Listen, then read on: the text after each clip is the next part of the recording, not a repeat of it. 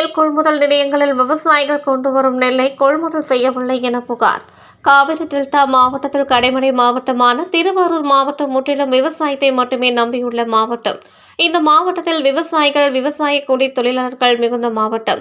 திருவாரூர் மாவட்டத்தில் 1,00,000 ஏக்கர் பரப்பளவில் pump set மூலம் கோடை குறுவை சாகுபடி பணியை விவசாயிகள் மேற்கொண்டு வந்தனர். இந்த நிலையில் தற்போது அறுவடை இயந்திரம் மூலம் அறுவடை பணிகள் தீவிரமாக நடைபெற்று வருகிறது. தமிழ்நாடு நுகர்பொருள் வாணிபக் கழகம் சார்பில் 100க்கும் மேற்பட்ட நேரடி நெல் கொள்முதல் நிலையங்கள் திறந்துள்ளனர். மன்னார்குடி அருகே 54 நெம்மேலி, கருவக்குளம், 3ஆம் தேதி உள்ளிட்ட பல்வேறு நேரடி நெல் கொள்முதல் நிலையங்களில் கடந்த 5 நாட்களாக விவசாயிகள் கொண்டு வரும் நெல் மணிகளை கொள்முதல் செய்யவில்லை. இதனால் விவசாயிகள் நேரடி நெல் கொள்முதல் நிலையங்களின் வாயில் முன்பும் சாலையிலும் நெல்லை கொட்டி வைத்து பாதுகாத்து வருகின்றனர். இன்னும் அறுவடை பணிகள் முழுமை பெறாத நிலையில் கொள்முதல் நிலையங்களில் விவசாயிகள் கொண்டு வரும் நெல்லை கொள்முதல் செய்யாததால் விவசாயிகள் மிகுந்த பொருளாதார இழப்பிற்கு ஆளாகியுள்ளதாக விவசாயிகள் குற்றம் சாட்டி வருகின்றனர்.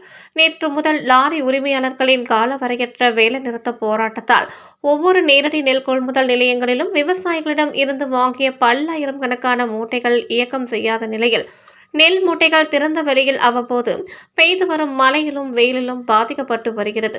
எனவே அரசு அதிகாரிகள் உரிய நடவடிக்கை எடுத்து விவசாயிகள் நெல்மணிகள் மழையில் நனையாதவாறு கொள்முதல் செய்ய வேண்டும் என விவசாயிகள் கோரிக்கை விடுத்துள்ளனர்.